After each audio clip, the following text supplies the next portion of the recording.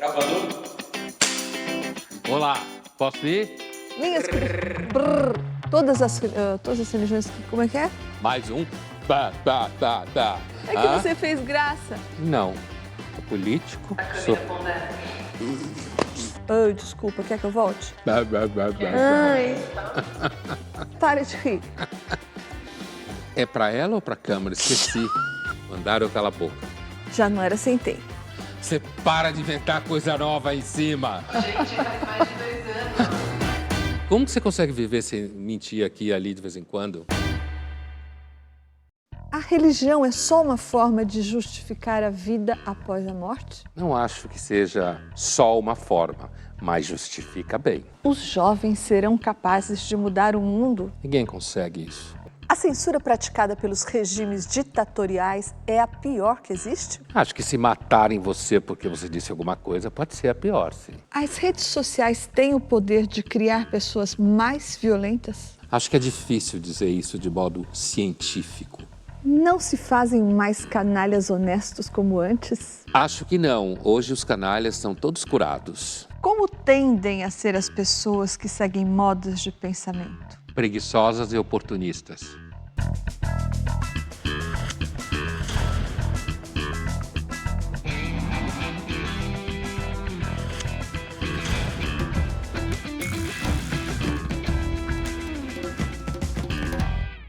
Estamos iniciando a última edição do Linhas Cruzadas de 2023.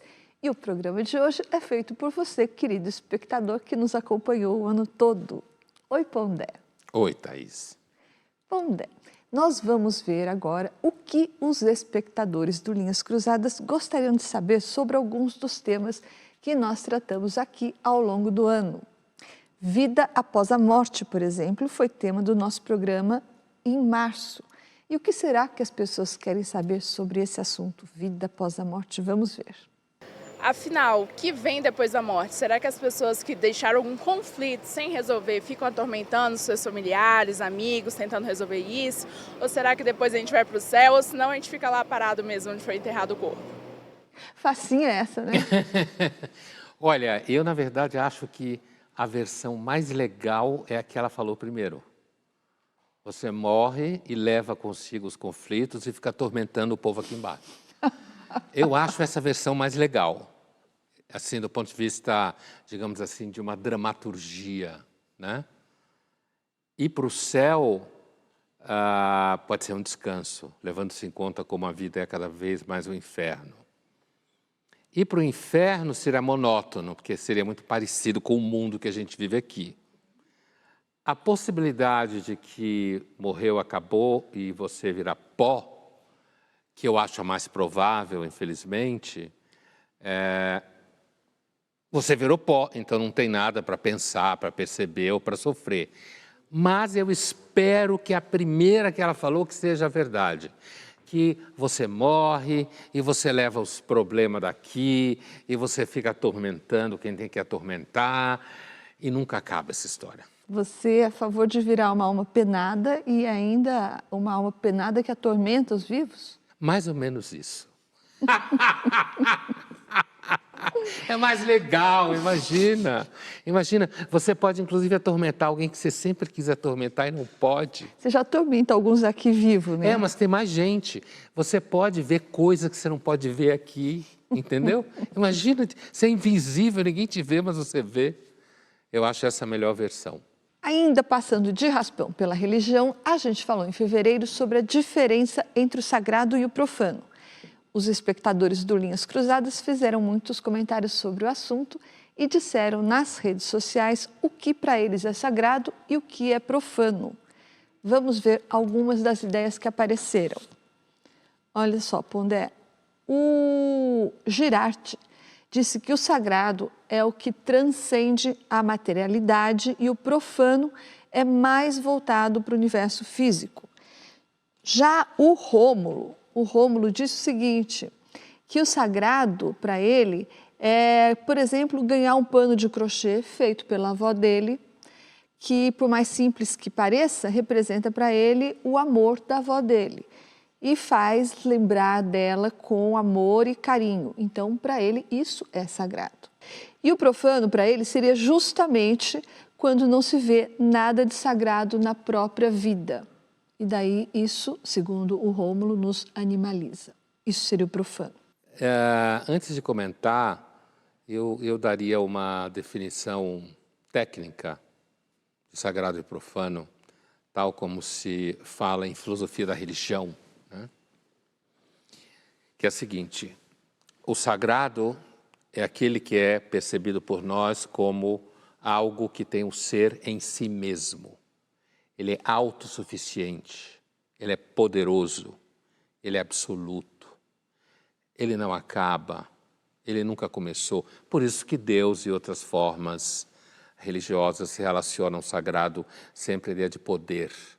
Então, a dialética sagrado e profano, como a gente fala, o sagrado é sempre aquele que é, e o profano é sempre aquele que quer ter uma participação no ser do sagrado, que é poderoso, né? Então, é claro, o profano aparece como aquele que sofre e tal. No âmbito moral, normalmente se vincula o sagrado àquilo que é intocável, aquilo que não é contaminado pelas impurezas do mundo, enquanto que o profano é aquilo que é contaminado pelas impurezas do mundo, aquilo que comete erros morais, por exemplo, e que precisa do sagrado para que você se torne menos impuro, porque nesse sentido o sagrado é puro. Agora, indo aos dois comentários, a ideia de que o sagrado transcende esse mundo no qual a gente está, o sagrado transcende a matéria, porque sendo a matéria de alguma forma corruptível, e o sagrado não sendo corruptível, então ele transcende a condição de corruptibilidade da matéria. Então essa é uma definição de sagrado profano muito próxima da definição técnica, né? Só antes de você fazer o comentário sobre o segundo comentário, eu me lembro que você disse também que o sagrado não tem necessariamente a ver com religião e pode ser, por exemplo, a fruição de uma experiência estética. Você até Sim. deu um exemplo, se eu me lembro, que foi a apreciação, por exemplo, de uma força da natureza, você ficar diante das cataratas do Iguaçu. Exatamente. São inúmeras as descrições de experiências dessa ordem em que nós, profanos, frágeis, nos sentimos desse tamanhinho na frente do sagrado. Muitas vezes se relata a experiência do sagrado como um tipo de experiência que faz uma comparação entre alguma coisa que é frágil, pequena, efêmera, que vai passar, e aquilo que permanece, ou aquilo que é infinitamente gigantesco diante de nós, né? Agora, o segundo comentário é um comentário singelo, né? Porque quando ele fala que para ele o sagrado é um paninho de crochê um paninho feito de crochê que a avó dele faz para ele está se referindo, muito provavelmente, ao afeto que ele tem pela avó, que provavelmente deve ser uma pessoa importante na vida dele, né? Que eu imagino que tenha, inclusive, cuidado dele, e que ela cuidando dele e ele sendo cuidado por ela deu certo, mas pelo afeto que ele demonstrou, chamando um paninho de crochê que a avó dele faz de sagrado, significa que, entendo que para ele, o amor da avó dele é sagrado para ele. Assim como a própria avó. É claro que a gente está falando aqui de uma apreciação do sagrado de uma ordem muito psicológica, de certa forma. E aí ele diz que, por contraposição, o profano é aquilo que não tem nada de sagrado. Eu acho que essa fala dele com relação ao paninho de crochê da avó deve ser muito comum em pessoas que tiveram a sorte de fato, amar alguém e ser amado ao longo da vida. Em junho, nós falamos do medo do acaso e em novembro falamos sobre destino. Será que ele está traçado desde que nascemos? Sobre esses dois assuntos, convidamos o filósofo e colunista da Folha, João Pereira Coutinho, que esteve aqui conosco várias vezes ao longo do ano para fazer uma pergunta para o Pondé. Vamos ver o que ele perguntou. Olá, Luís Filipe. Tenho uma pergunta para você. Vamos imaginar que nos próximos 5 anos você tinha que viver numa ilha. Não podia estar com a família nem com os seus amigos, mas podia escolher o tipo de ilha em que queria viver. Numa das ilhas, você teria desconhecidos, outras pessoas, mas não teria acesso a nenhum livro. Na outra ilha, você tinha uma biblioteca infinita, mas não tinha nenhum ser humano. O que é que você escolhia? Se eu for responder ao JP num daqueles dias que eu estou com um saco cheio de muita gente, eu diria que o mais seguro seria escolher uma ilha cheia de livros e sem ninguém. Agora, se eu fosse levar em conta a longa experiência da espécie Homo sapiens, mesmo que eu tivesse aquela tendência a dizer, não, eu quero uma ilha sem ninguém, só com livros, eu iria dizer, calma aí, eu acho melhor seguir a tradição e escolher uma ilha que tivesse pessoas, mesmo que eu não conhecesse. Então, seu instinto conservador falaria mais alto que a sua rabugice. Exatamente, porque é claro que eu adoro livros, e livros às vezes são melhores companhias do que pessoas. Algumas pessoas são ótimas, outras são um pé no saco, todo mundo sabe disso, né? Não é uma experiência minha, claro, só.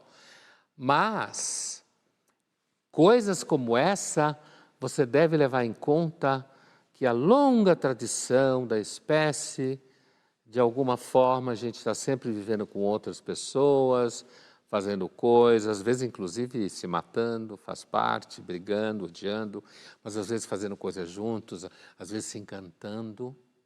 Então eu acabaria provavelmente escolhendo uma ilha que tivesse pessoas que eu não conheço e de repente sem livro nenhum, mas quem sabe alguém poderia escrever um livro, ou eu mesmo, e a gente começaria tudo de novo.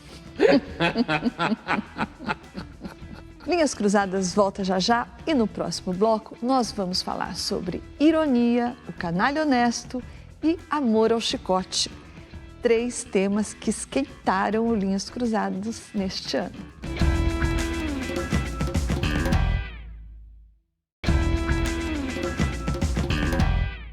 Estamos de volta com o último Linhas Cruzadas de 2023 e é um programa feito pelos nossos espectadores.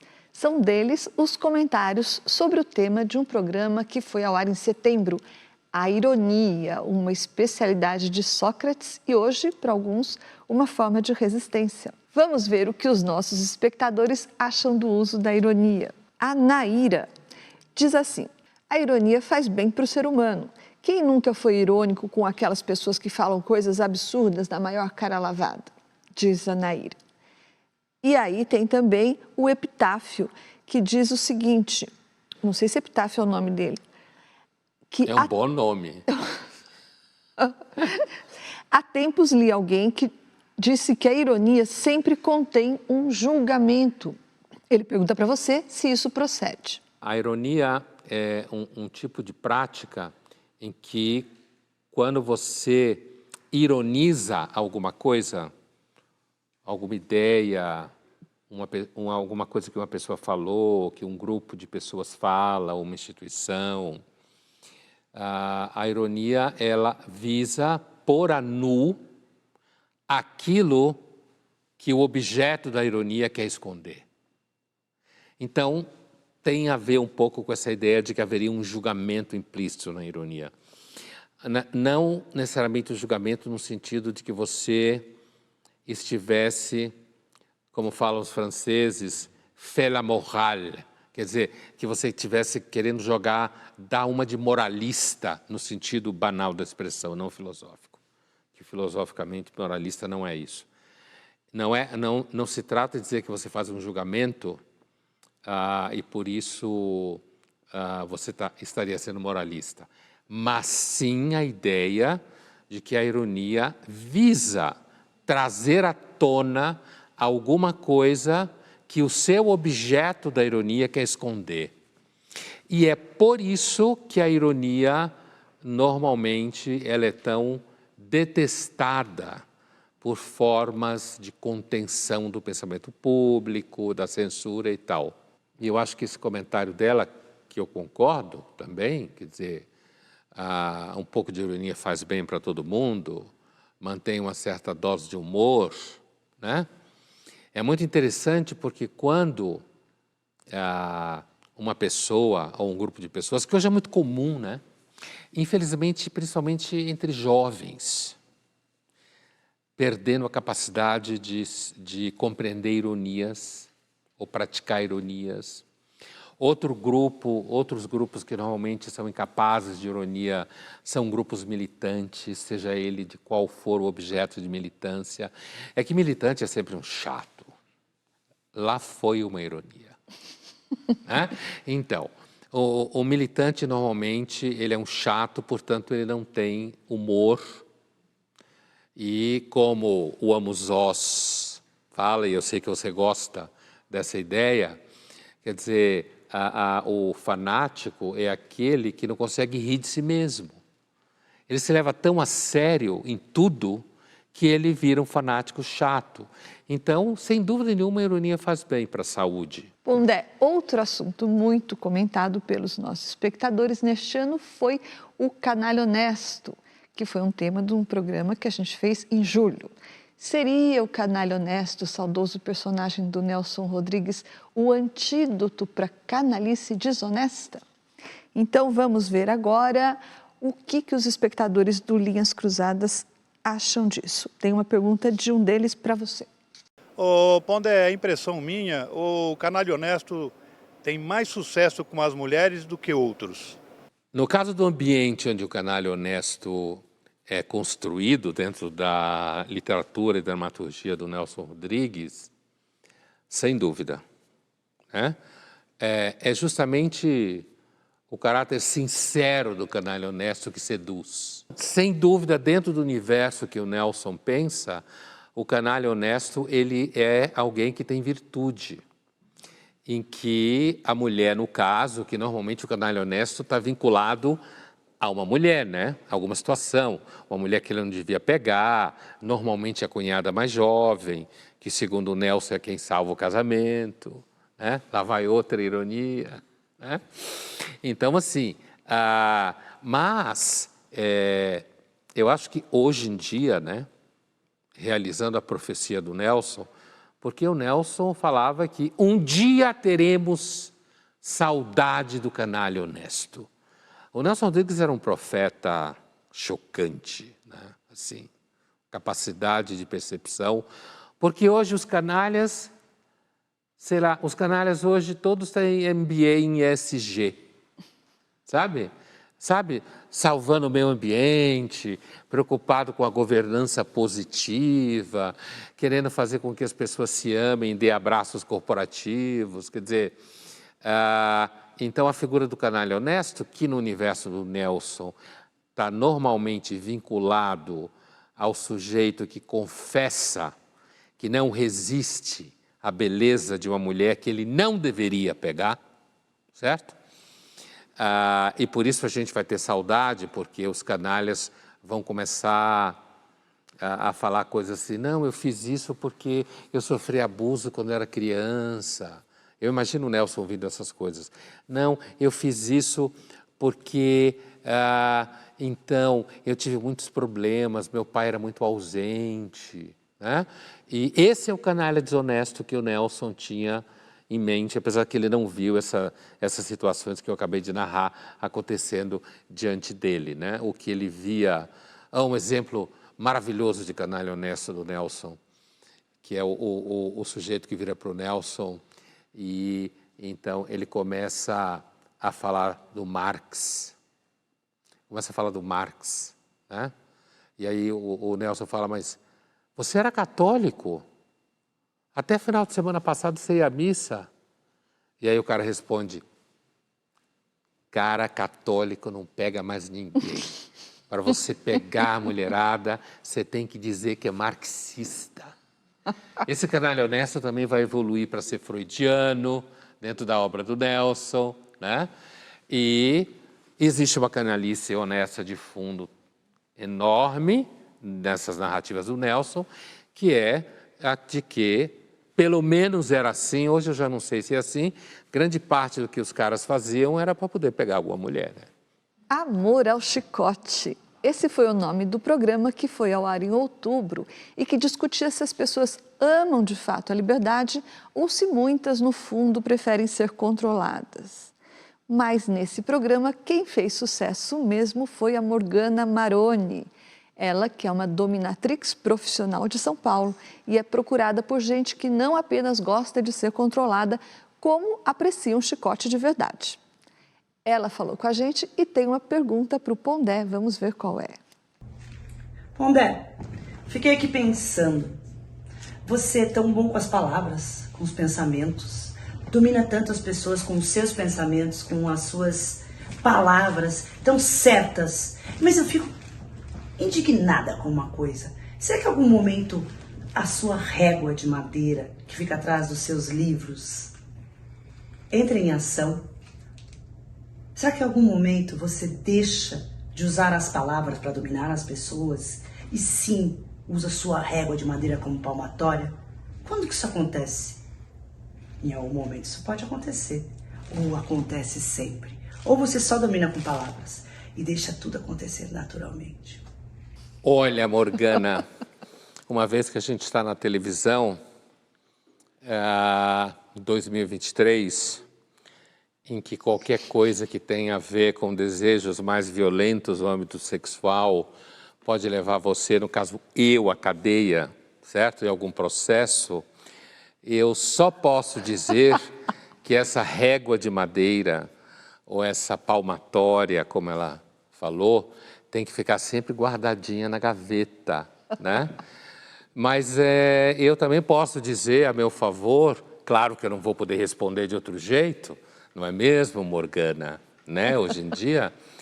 Mas eu posso dizer também de outro jeito que é o seguinte, na verdade eu nunca precisei chegar a usar essa régua de madeira porque as coisas foram acontecendo naturalmente. Linhas Cruzadas volta já já e no próximo bloco nós vamos falar sobre 2 outros temas de 2023, censura e solidão.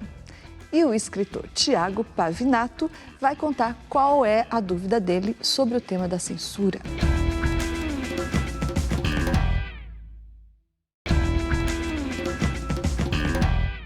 Estamos de volta com o último Linhas Cruzadas de 2023 e este é um programa feito pelos nossos espectadores e também pelos convidados que estiveram conosco ao longo do ano, como o apresentador e escritor Tiago Pavinato. Nós convidamos o Pavinato para fazer uma pergunta sobre censura, tema do programa que foi ao ar em abril. Vamos ver. Boa noite, Thaís. Boa noite, Pondé. E aqui vai minha pergunta.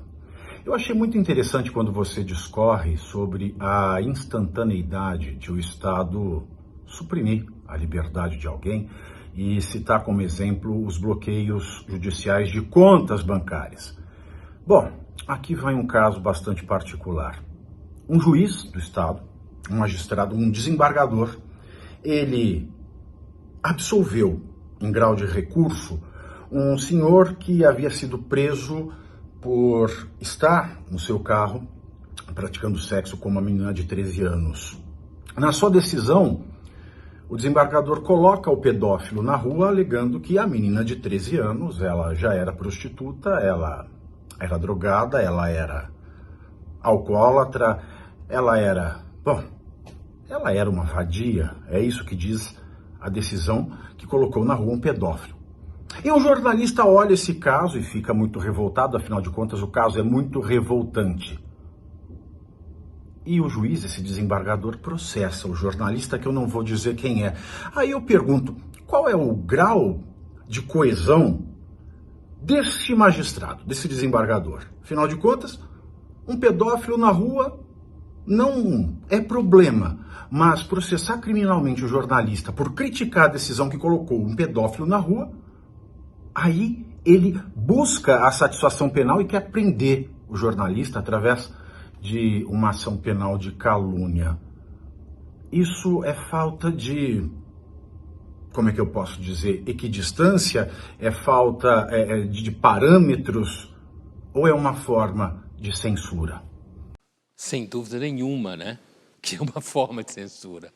Só que é uma forma de censura que eu acho que a pergunta dele é muito bem-vinda, porque é a forma de censura que está se instalando paulatinamente no Brasil, e às vezes até com palmas de setores inteligentes da sociedade. Porque o que está em questão aqui é o seguinte, essa situação que ele descreveu, então esse desembargador, o que for, ele avalia que a menina, mesmo com 13 anos, já era prostituta, então, portanto, o sujeito podia fazer o que quisesse com ela e não pune o pedófilo. Agora, quando o jornalista o critica, então ele quer punir o jornalista, quem sabe prendê-lo por calúnia, aplicar uma multa, né? Há que se perceber, há que se pensar o seguinte, quando alguém resolve de alguma forma processar você, mesmo que esse processo não venha a contento, no sentido de você ser condenado, um jornalista, por exemplo, que é alguém que provavelmente não é rico, já destrói a vida da pessoa. Porque ele vai ter que correr atrás de um advogado, e normalmente advogados que lidam com esses assuntos são advogados muito caros, certo? Então, isso já vai pôr em risco o cotidiano dele, vai pôr em risco, digamos, a sanidade cotidiana dele para realizar o trabalho. Então, esse tipo de censura, que eu acho que é claramente a censura, e que o que está no foco, na realidade, é o poder absoluto desse agente do Poder Judiciário que ele descreveu. É isso que está no foco, quer dizer, você não pode fazer nenhuma crítica a esse agente judiciário, porque senão ele vai e te processa, te condena, sei lá, ele acusa você de calúnia. E isso está virando brincadeira, né? Eu digo brincadeira de forma irônica, porque assim, daqui a pouco no Brasil, de repente, você pode processar um veículo de mídia por conta de uma entrevista que ele fez com uma pessoa e a pessoa falou alguma coisa e aí você processa o veículo. Como alguém, né, que o STF andou simpatizando com essa ideia, como alguém tem o desplante de dizer que isso não é uma forma de censura? Sim, que vai provocar a autocensura dos veículos também, porque isso foi aprovado pelo STF e vai fazer com que os jornais, na dúvida, evidentemente, evitem dar uma entrevista, publicar uma entrevista em que alguém acusa outra pessoa de alguma coisa ainda não comprovada. Nesse caso, por exemplo, eu lembro, Pondé, a gente não teria, se essa lei tivesse em vigor lá nos idos do Fernando Collor, do governo Fernando Collor, ele poderia ser presidente, não é? Até hoje, sei lá, porque se você se lembra, a revista Veja publicou uma entrevista do irmão dele, Pedro Collor, falando do esquema de sustentação dele pelo empresário PC Farias. Isso foi um crime imputado ao então presidente da República. Isso, sob essa nova lei do STF, jamais sairia, não é? Então, assim, o caso que o Pavinato aponta é um claro abuso de poder. E o que está acontecendo em vários níveis do Poder Judiciário no Brasil é um claro abuso de poder. E não tem freio, né? Outro assunto que chamou a atenção dos nossos espectadores foi a solidão, tema de um dos nossos programas de março. E nós pedimos ao nosso espectador fiel, o Bruno Oizumi, que manda muitas cartas, muitas mensagens para nós durante o ano, ele que é professor de filosofia, que nos mandasse outra pergunta. Vamos ver o que ele quer saber. Aqui vai a minha última pergunta de 2023. Pondé, as redes sociais aumentam a solidão? Obrigado, Pondé. Obrigado, Thaís. E até o próximo Linhas Cruzadas. Eu acho que essa é uma resposta que, no mínimo, a gente vai precisar de algum tempo para ter alguma noção epidemiológica disso, que vincule claramente continuidade do uso de redes sociais e o aumento de quadros clássicos de solidão, como depressão, como pessoas morando sozinhas, como pessoas sem vida social, como pessoas que não estabelecem vínculos nenhum. Então, tem muita gente hoje em dia dizendo que sim, as redes sociais aumentam a solidão, sim. Né? Muita gente dizendo que as redes sociais aumentam a solidão, inclusive de jovens, que têm dificuldades de relacionamento e que preferem viver, então, escondido dentro das redes sociais, sem que ele, de fato, apareça quem ele é e tal. E isso pode produzir uma espécie assim, de ilusão de que ele não é solitário, mas ele é. Semelhante a uma outra coisa que as redes sociais produzem claramente, que é uma ignorância com relação à sua própria ignorância. Porque como você fica repetindo frases e você fica lendo coisas fragmentadas e tal, você começa a achar que você não é mais ignorante sobre aquelas coisas. Então, eu acho que as redes sociais elas podem produzir esse tipo de experiência de estar acompanhado de forma falsa, não de forma real. Agora, a solidão está aí, né? Independente das redes sociais. A solidão... Acho que até o Reino Unido, que tem uma secretaria dentro do Ministério do Bem-Estar, se não me engano, para lidar com a solidão, porque as pessoas vivem mais tempo, mesmo os casados, um deles pode morrer antes, ou as pessoas se separam, e no começo pode parecer que é legal, depois não é tão mais legal assim porque você não tem companhia, as pessoas têm poucos filhos, ou mesmo os filhos que têm estão por aí ganhando a vida trabalhando, né? Então, há uma solidão com os idosos muito grande, assim como há solidão também numa certa, digamos assim, lá pelos 40 anos, 38, 42, sabe? Em que você já não está mais com 18, 19 e você tinha certeza que a vida era uma balada. Eu tinha certeza que o mundo ia ser divertido e legal, e que os seus planos iam acontecer. Quando você já está lá pelos 40, você já começou a fazer água a coisa. Né? De repente você está só. Escolheu demais e no final ficou só. Então a solidão não precisa de redes sociais para existir, ela se basta. Não acho que precisa. Apesar de que as redes, eu acho que elas podem piorar um certo tipo de solidão. Pondé, então vamos agora para o nosso jogo rápido. Pondé, pode ser por profecia ou por dedução, mas o que você pode dizer com certeza que vai acontecer em 2024? Eu acho que em 2024 os mecanismos de abuso do poder por parte de certos setores do poder judiciário em relação à circulação da palavra pública no Brasil deverá piorar. Eu acho que isso no Brasil deverá piorar. Outra coisa que eu acho que pode piorar em 24, se bem que eu acho que isso precisa de um pouco mais de tempo, talvez 25, é a instabilidade decorrente do debate ao redor do marco temporal no Brasil rural, né? No Brasil do campo. Outra coisa que a gente pode deduzir, talvez, em 24, é que se mantenha a miséria da polarização política em relação a eleições, né? Ou seja, fechando as eleições.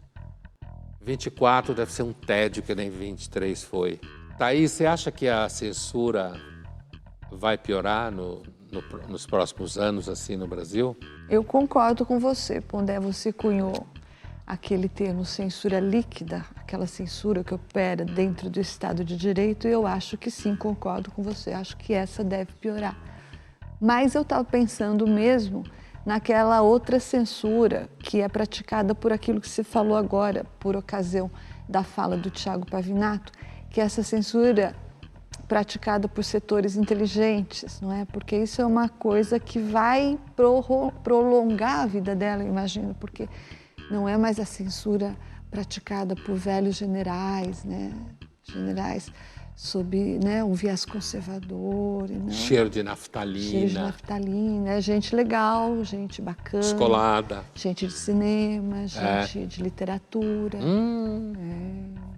E o identitarismo, Pondé, vai arrefecer ou vai piorar em 2024? Eu entendo que, em algum momento, essa cultura identitária, essa militância identitária, ela deve arrefecer em algum nível. Não sei se já em 24, né?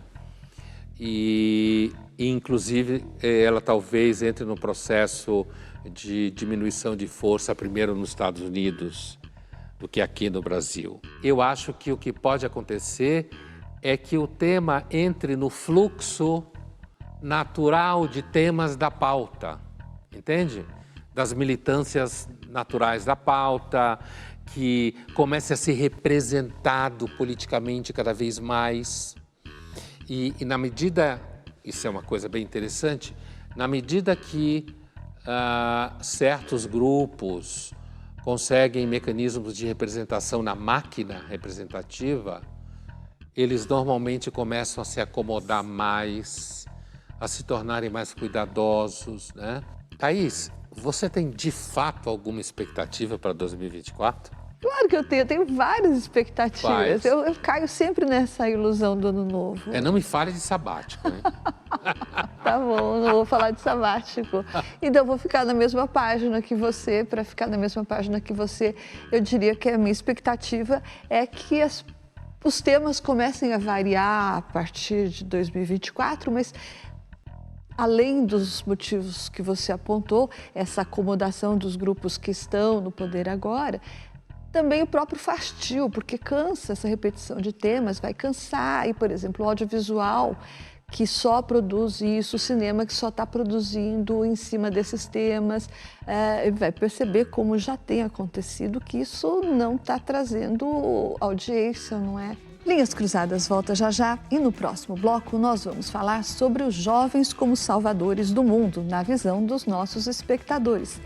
E o escritor e jornalista Ulisses Campbell, autor de livros sobre mulheres assassinas, vai dizer qual é a dúvida que ele tem sobre violência.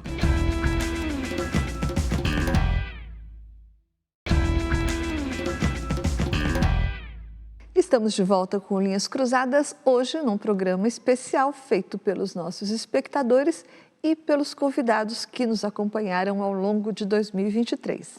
E num programa de junho, nós falamos sobre a violência e discutimos se ela seria inevitável.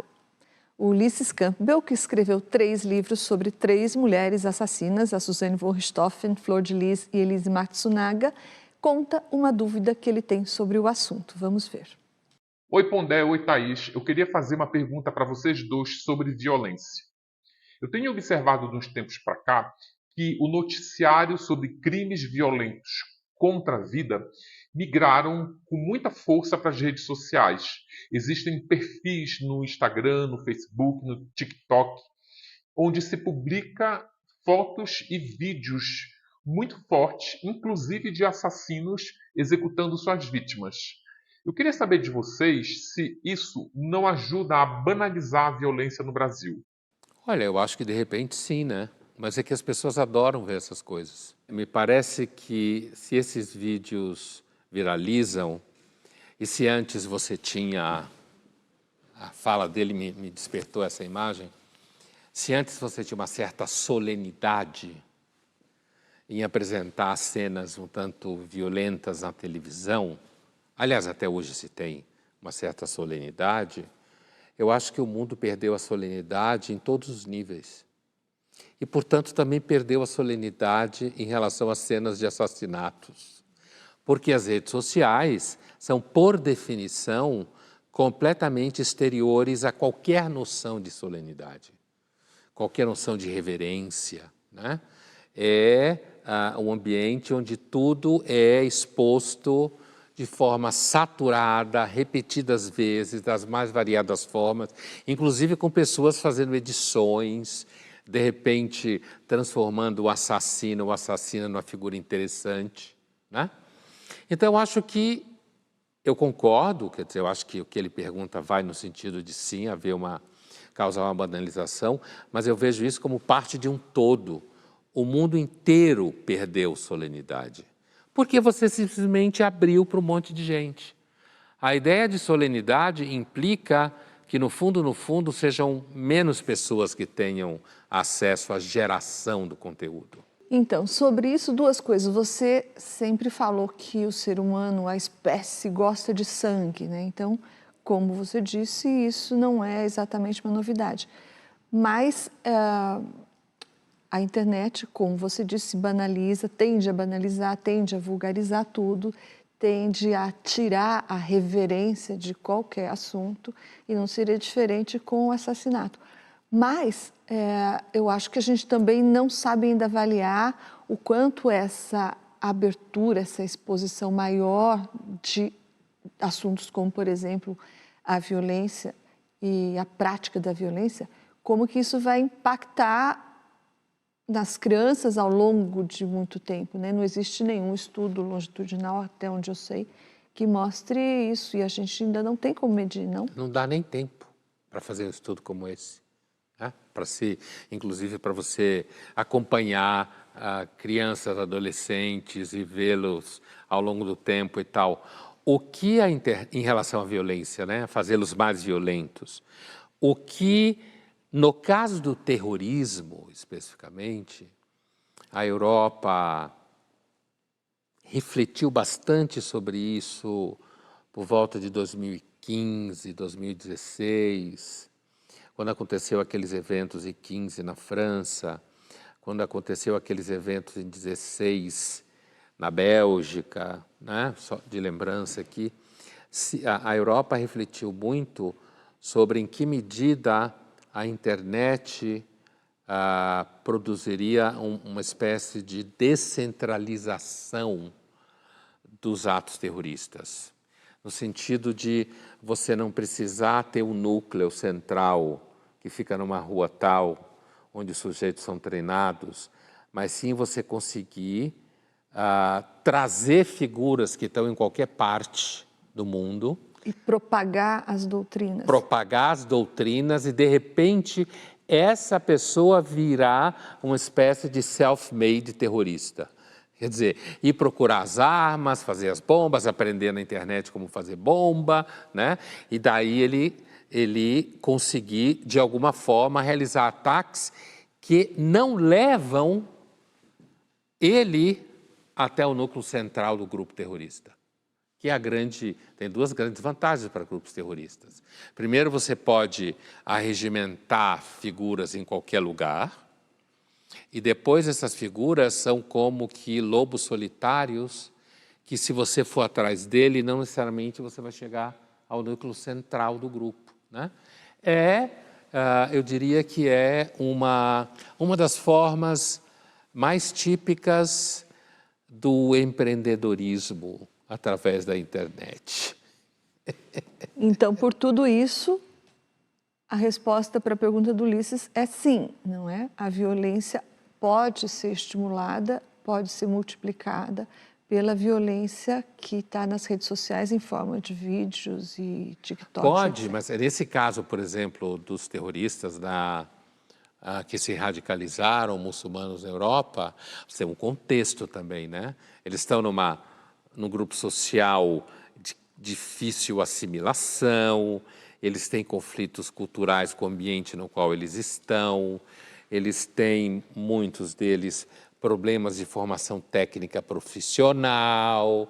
Então, você tem ali um contexto em que o conteúdo que circula cai num ambiente que, de alguma forma, é propício, né? Daí dizer que pessoas assistindo assassinatos nas redes sociais fará dessas pessoas mais assassinas, né? Eu acho que aí entra naquela mesma discussão eterna. Os jogos faz com que os meninos sejam mais violentos, jogos que têm violência fazem com que os meninos sejam mais violentos. A gente tinha essa discussão sobre filmes no passado, né? Você assiste filmes violentos, isso sempre tem um louco ou outro que resolve copiar a figura que fez aquilo e tal, mas eu não tenho certeza absoluta que a gente dê para colocar a culpa total nas ferramentas de mídia. Agora, em alguma medida, é claro que elas podem dar ideias para essas pessoas, né? somando a outros elementos de contexto. Em março, nós discutimos aqui, será que os jovens vão salvar o mundo? É verdade que eles ficam mais inteligentes a cada geração que passa? Vamos ver o que os nossos espectadores querem saber sobre esse assunto. Fala-se muito sobre os jovens mudar o mundo. E a minha pergunta é, quando que foi definido que esses jovens têm que salvar o mundo? Quando que isso foi oficialmente? Os jovens passaram a ser responsáveis por um mundo que está por vir. Então, primeiro, não há nenhum momento de nenhuma decisão oficial sobre isso. Quer dizer, eu entendo a pergunta dele, né? Não há decisão oficial, isso não foi determinado na ONU, nenhum parlamento, nenhum cartório, né? Mas eu imagino que a pergunta dele, eu tenho certeza que a pergunta dele é em que momento começou a aparecer essa ideia, né? E essa pergunta é bastante, digamos assim, justificada, e a gente tem alguns elementos que apontam para a gente dizer, olha, aqui na segunda metade do século XIX, você tem literatura da época que fala de educação, que fala de criação de métodos formais de educação. Por exemplo, nos Estados Unidos, é o que eu estou pensando aqui, na Inglaterra, na segunda metade do XIX, começo do XX, em que aparece a ideia de que as próximas gerações deveriam ser mais formadas e informadas em ciência, em técnica, deveriam ser menos supersticiosas e que, portanto, ao serem formadas assim, elas levariam a cabo os avanços gerados pela Revolução Industrial, pelo nascimento da ciência. Então, dá para dizer que na segunda metade do século XIX, isso que ele pergunta oficialmente, entre aspas, naquele momento começa a aparecer essa imagem, né? O próprio livro que a gente discutiu aqui em outro momento, do Turgenev, Pais e Filhos, deixa isso muito claro, em 1862, quer dizer, essa ideia de que uma geração anterior de médicos, do pai médico, eu quero dizer, é um pai supersticioso, ignorante dos avanços científicos, da medicina dos mais jovens, que é o personagem Bazarov, que é recém-formado, e aí existe um gap entre uma medicina que se tornou científica, porque às vezes as pessoas não têm muita noção de que a medicina se tornou científica porque a ciência foi criada. E antes a medicina não era científica, não existia ciência. Então eram muitos hábitos, costumes, coisas que simplesmente vinha da experiência empírica, sem nenhuma teorização. Então eu diria que na segunda metade do XIX começa a aparecer isso. Porém, de lá para cá piorou muito. Piorou muito porque hoje se confunde geração de jovem com geração de smartphone. O marketing transformou o jovem na grande mercadoria que ele é hoje, e é uma grande mercadoria que normalmente é vendida como aquele que de fato vai transformar o mundo, né? Piorou porque muitos jovens querem transformar o mundo para não ter que arrumar o quarto, porque é muito mais fácil salvar o mundo que arrumar o quarto, né? A gente sabe que isso é fato. Mas eu diria que começou ali e isso pegou e, de fato, as novas gerações são associadas a mecanismos novos de tecnologia e conhecimento, ainda que as novas gerações não necessariamente conhecem ciência enquanto tal, certo? Isso é um fetiche.